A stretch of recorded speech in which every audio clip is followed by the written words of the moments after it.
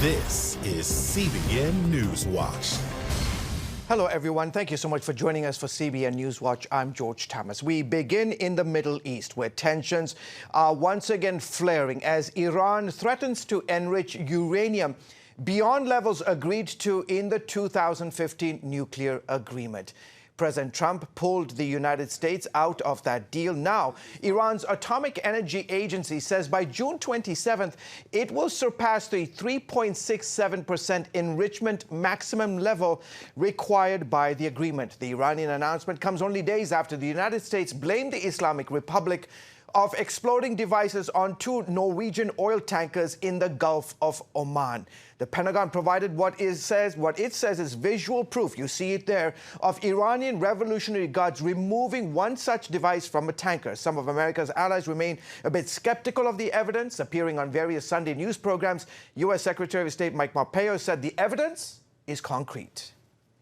It's unmistakable what happened here. These were attacks by the Islamic Republic of Iran. This was taken from an American camera. This is the stuff. This is the real data. The world needs to unite against this threat from the Islamic Republic of Iran, and we will always do the hard task it takes to protect American interests wherever they are. Joining me now is Chief International Correspondent Gary Lane. So, Gary, Pompeo spent a lot of time over the weekend defending the stance that Iran was behind the tanker explosions. Tell us why. Yes, he did. And the reason why, George, is because some of our allies are skeptical. The Japanese are saying, well, we're not so certain of that. The Germans are saying, well, that video doesn't show that the Iranians were responsible. The British stand behind us, and the Israelis, I'm sure, as well. But, you know, George, this is a day and an age of fake news. Sure. And we saw a video not too long ago of Nancy Pelosi being drunk, and it was actually doctored video. So people are skeptical of these things. And then, as you know, with the intelligence community and the guffaws from the past in Iraq, weapons of mass destruction, where were those? So there are doubts. We want to know for certain. In fact, I think the captain of one of the vessels, the Japanese, said, look, there was something about flying objects. So there like was a missile or something. Yeah, exactly. So there's video evidence, as you mentioned, of the Iranians removing an unexploded device from the hull of a tanker. Is that proof enough there? No, it isn't proof enough. Most people would say it isn't proof enough. There needs to be more than that. I mean, you can't even tell from that video who this is. Just someone around a tanker. If you could actually see Iranians exploding something. But, of course, Pompeo said, look, they also attempted to shoot down one of our drones that was monitoring the ships in the area. So we'll have to wait and see if there's more evidence. He says more evidence will come forward. Okay, so we're talking about the tankers, but now let's switch gears to this whole controversy. In the next 10 days, Iran says it's going to accelerate its uranium enrichment. How concerned should we be of that? Well, I don't think too concerned with 3.67%, but when you get up to 20% and beyond that, then that is heavy enriched uranium that can be used for a nuclear device. And Israel isn't too happy with that. Prime Minister Netanyahu has already said, look, Israel will not wait until it is attacked. It will take preemptive action if necessary. So if they get closer to that 20%, that's when we should get very concerned. Now, the Iranians are saying, look, you have 10 days to come up with a new nuclear deal. How likely is that? Look, that isn't too likely. Do you think that is likely? The Iranians, the Ayatollah, hasn't been willing to talk to President Trump. The president has said, look, let's sit down, let's work out a deal, let's talk. But so far, what the Iranians want, they want to see the sanctions against them lifted before they sit down and talk. And the president has insisted, no preconditions. Let's sit down and talk and try to work this out. But as you know, George, it's been 13 months now since the U.S. dumped out of this deal, and no talks yet. Neither side's willing to budge. Yeah, and neither side, at least the United States, my understanding is that they don't even have a framework of a nuclear deal in place. Is it your sense, Gary, that this is sort of the start of a potentially a confrontation with Iran? Second question to that, can the United States afford another conflict in the heart of the Middle East? Well, can Iran afford the status quo? Yeah. They'll be forced to sit down and talk if this regime wants to maintain the status quo or get beyond that. If they want to see the sanctions lifted, they're going to have to sit down and talk. But these sanctions are starting to bite, George. Absolutely. And if they are truly responsible for this attack on these tankers, that's the reason. Yeah, in fact, I was just, we had a guest on last week who talked about this as, if it was Iran, it's a sign of weakness, not so much strength, because they are feeling the economic pinch. This president doesn't have any stomach for war. Yeah. He has said for a long time he opposed the Iraq war, and he doesn't want to see America engage in another war, and I think most Americans feel the same way. Okay, terrific. Gary, as always, thank you for coming on the show. By the way, we will have more on this story and others on Faith Nation this evening. As always, you can watch it right here on the CBN News channel. American businesses are speaking up against the Trump administration's trade war with China. More than 600 other companies and trade associations, including Walmart and Target, signed a letter addressed to the U.S. Trade Representative's office. The business coalition, called Tariffs Hurt the Heartland, says there are better alternatives that wouldn't hurt the American economy. We're getting to that last raft of tariffs where we're talking about things that you and I buy in a store, and that's going to be felt directly by consumers. There's much less margin to absorb those increased tariff costs, and this is going to be a significant departure from what we've experienced over the last year or so with respect to how tariffs impact not just the economy but American families. What we're urging is, rather than more tariffs and an escalation, both sides need to come back to the table. They need to get back to the point where we were, roughly 2 months ago. They need to finish this deal. And if they finish this deal, that'll be good for both near-term and long-term economic growth, particularly here in the United States. Trump has already imposed 25% tariffs on some $250 billion of goods from China.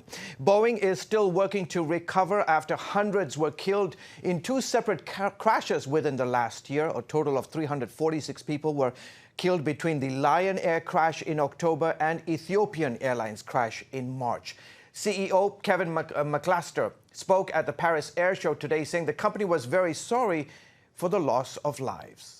First, we are very sorry for the loss of lives as a result of the tragic accidents of both Ethiopian 302 and Lion Air 610. And our thoughts and our prayers are with the loved ones of those who lost their lives. I've been in this industry for 30+ years, and this is the most trying of times. But without a doubt, it is a pivotal moment for all of us. It's a time to capture learning. It's a time to be introspective. And it's a time for us to make sure accidents like this never happen again. That was Kevin McAllister, CEO of Boeing, speaking. Boeing, by the way, said they could not say when the plane would be back in the air. Israeli Prime Minister Benjamin Netanyahu, along with U.S. Ambassador David Friedman, officially opened a settlement in the Golan Heights named after President Trump. The settlement will be called Ramat Trump. That's Hebrew for Trump Heights. It was also known as Bruhim. The community is 30 years old with only a population of 10 people. But Israel hopes the new name will encourage a new wave of residents. President Trump is a very great friend of our country, a leader who did things that had not been done before and had to be done for justice and truth. Here, there's a realization of the Zionist vision at its best. The building of the land of Israel is the foundation of our national life, and the Golan, I will say it again, listen to it well, the Golan was and will be an inseparable part of our land and our country.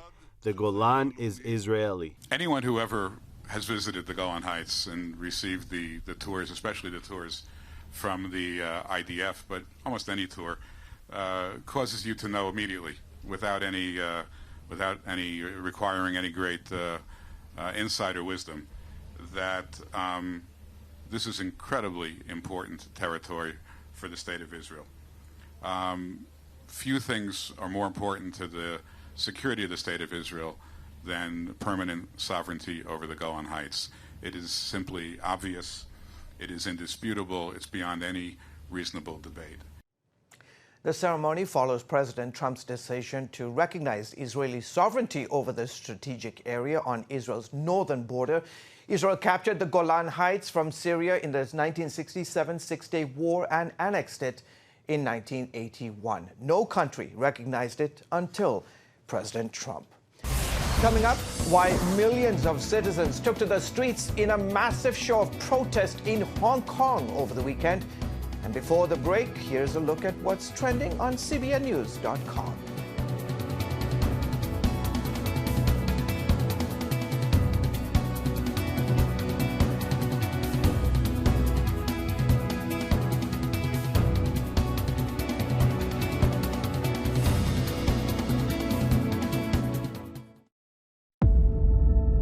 Roman soldiers destroy the Second Temple of Jerusalem. Centuries of eyewitnesses say the temple treasures survived. But where are they? They went from Jerusalem to Rome, Rome to Carthage, Carthage to Byzantium. Historians are silent about what happened to it next. This is a bad omen. Hosted and narrated by Gordon Robertson. So does it still exist today? CBN Documentaries presents a story of mystery. Where is it? Calamity. Most of the victims were butchered. And destiny. The possibility to dig is impossible. Take a journey to find Treasures of the Second Temple, a CBN Documentaries presentation, coming July 8th. Remember for a moment what it was like to be a child. You believed every story you were told. You saw a world full of endless possibilities. What stories will the world's orphaned and at-risk children believe? We believe the Bible tells the only story truly worth believing. We believe that every child should have the opportunity to dream. The chance to take challenges and turn them into possibilities. The chance to stand on the promises of God. To recognize their place in the greatest story ever told. They have their whole lives ahead of them. Theirs is a world of endless possibilities. They are looking for a story to believe. We will tell them that story. Will you join us?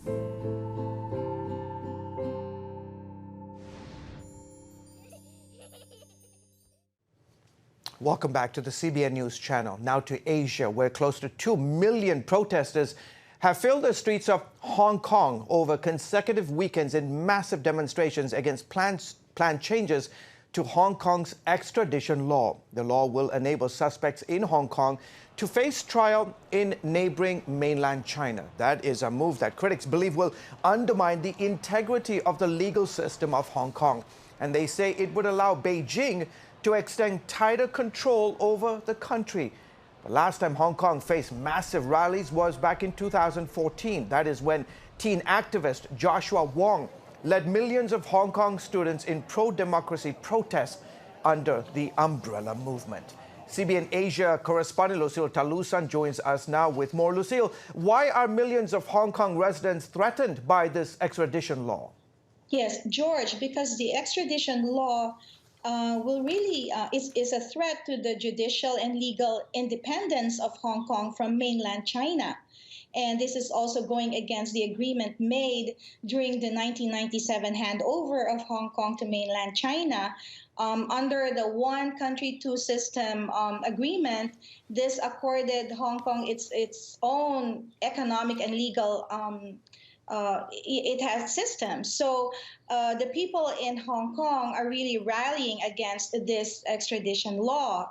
And also they don't trust the courts of mainland China. Yeah. Now, my understanding is that this all stemmed from a case where a Hong Kong resident went to China, allegedly committed a murder, came back to Hong Kong and sought refuge there, sort of a haven. What is the Hong Kong government saying about this law and why it's necessary?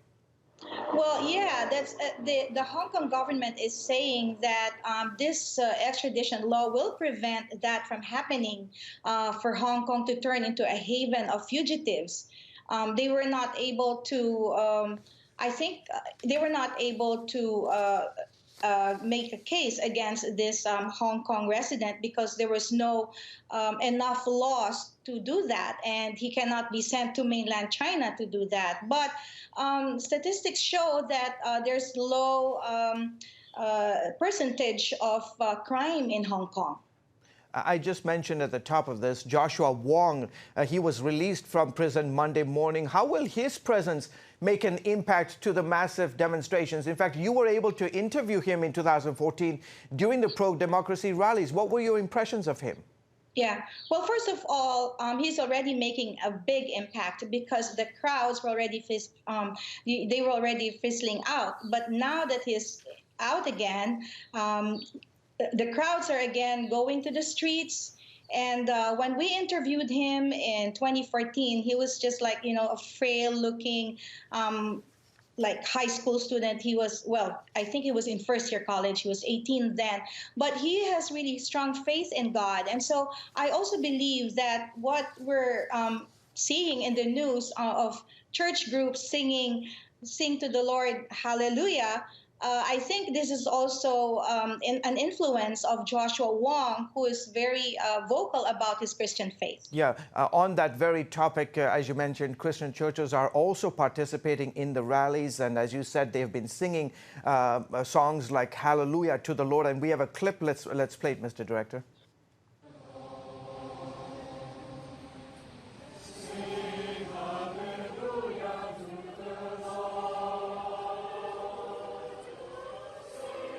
Lucille, I'm curious, what are your thoughts about this and how should we pray for Hong Kong? Well, the first thing that Joshua Wong said in this interview was he was calling for the resignation of Hong Kong leader Carrie Lam. And let's pray for a peaceful resolution for this, for the Hong Kong residents of Hong Kong, and for non-Christians, non-believers in Hong Kong to really see that it's coming through God that these things exist. Okay, terrific. Lucille, always a pleasure to have you on the show. Our Asia correspondent, Lucille Telusan. Thank you so much. Young people, millennials, are flocking to church. It's not an exaggeration to say that we love to meet them and that we love to know their stories. Prophecy thousands of years old. We were called to be a light to the world. Being fulfilled today.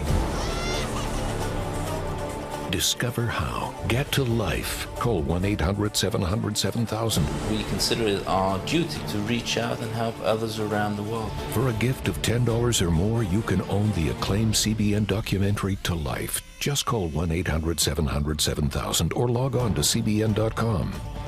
To treat a human, no matter what he is, which religion he has, which color he is. This is what I'm doing. See how the people of Israel are fulfilling prophecy. History is being written, and I want to be a part of it. By sharing their knowledge. In Africa, in Asia, in South America, in East Europe. And their love. This is how we work. This is us. Get to life. Call 1-800-700-7000 or log on to CBN.com. Get Protect Your Sleep and discover how to improve the quality of your life. A free DVD or booklet from the Christian Broadcasting Network. If you're not a great sleeper, you can do things to make yourself a great sleeper. If you're already a pretty good sleeper, you can enhance your sleep and be even better. 5 leading experts help remove the obstacles between you and restorative sleep. When you don't get a restful night's sleep, you wake up with an accumulation of stress. Call 1-800-700-7000 or go to CBN.com to get your free DVD or booklet today. Everything you do better with a good night's sleep. You'll discover how food affects your sleep, how to put insomnia to rest, explore effective remedies for sleep apnea, and much more in Protect Your Sleep. Wake up to your best life and get Protect Your Sleep today. Call 1-800-700-7000 or go to CBN.com to get your free DVD or booklet. Welcome back to the CBN News Channel. Every 2 minutes, a sexual assault happens here in the United States. And often, these crimes go unreported. In the era of Me Too awareness, an award-winning film aims to change the culture, especially on college campuses. Charlene Aaron sat down with the woman whose personal story is the inspiration for the film. I'm a freshman. I've been on this campus for 2 weeks, and I was sexually assaulted 6 days ago. And no one tells you where to go from there. 1 in every 5 women and 1 in 16 men will be the victims of sexual assault during their time in college. Between 11 and 17, I was abused by my adopted father. I was repeatedly molested by my first grade teacher. I was 15, he was 17. He was supposed to be my friend. Former television personality Rosemary Tribble knows that pain well. At 25, an attacker brutally raped her at gunpoint in her Virginia hotel room. Earlier that same day, she had hosted a segment about sexual assault. And I went down for coffee. And when I came back into the room, a huge man was there, and he began to attack me and began to at first strangle me. And I'll never forget his words, because he put a gun to my temple. And he said, "Okay, cute talk show host, what do you do with a gun in your head?" And I had never thought about that.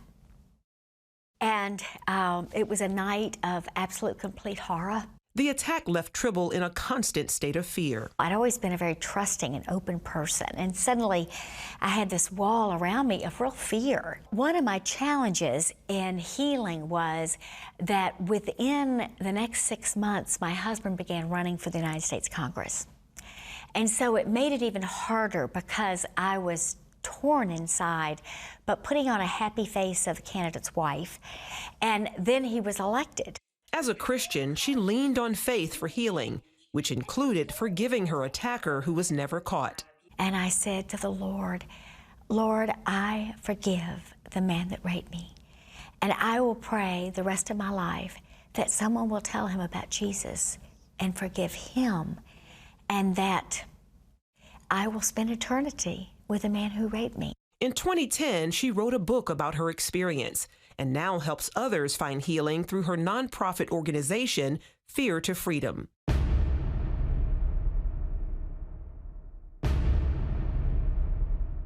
Her Emmy Award-winning documentary, Be the Change, challenges schools to make campuses safe for everyone.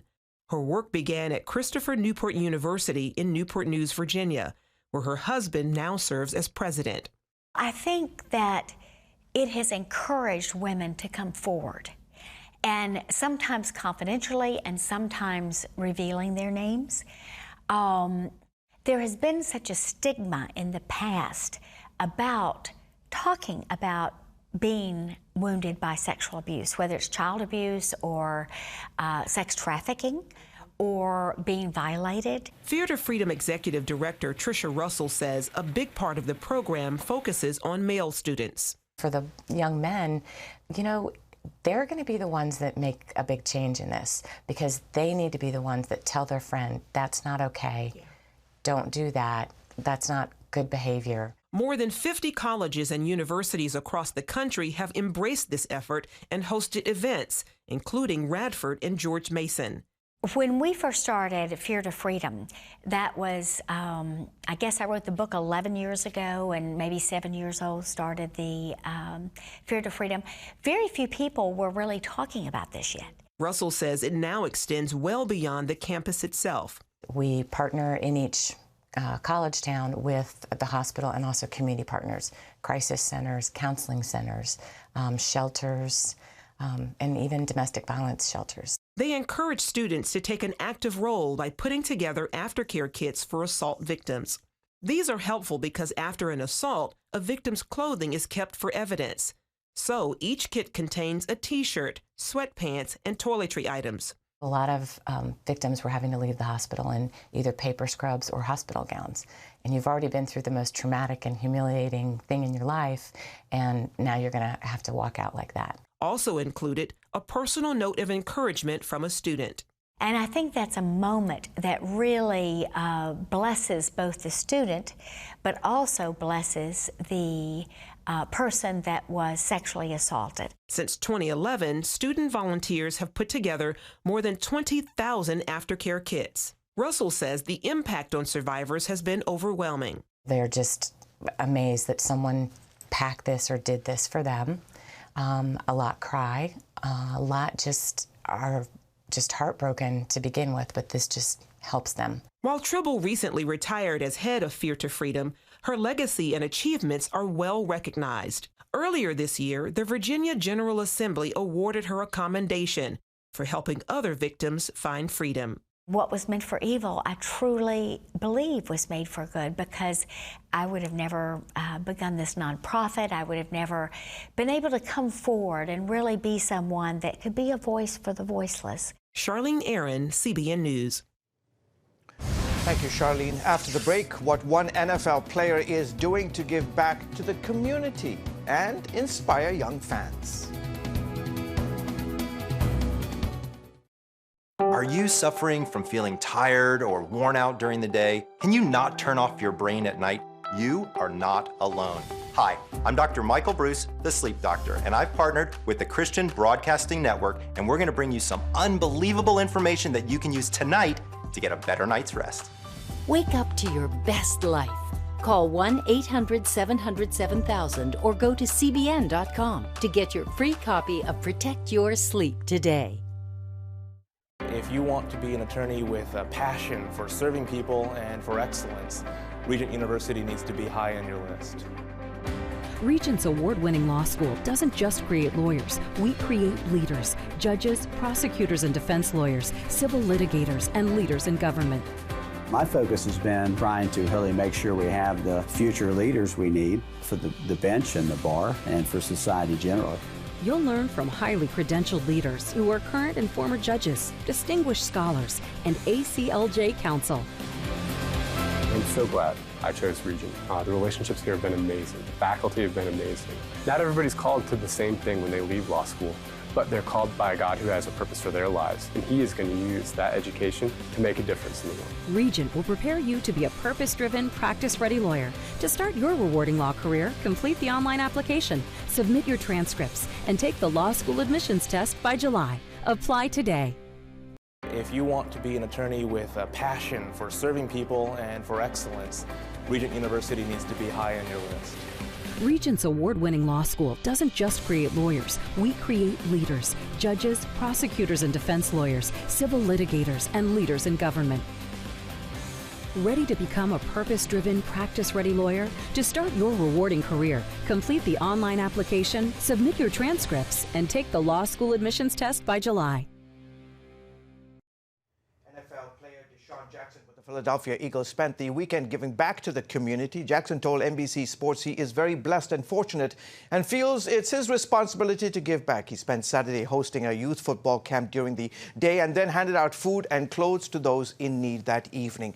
The interactions were shared on Instagram and Twitter. Jackson said it was all about helping the community and inspiring the city's youth to strive for greatness. Well, folks, that is it for this edition of NewsWatch. We hope you have a fantastic Monday and an awesome week ahead. From all of us here at CBN News, have a great day and God bless you. See you next time.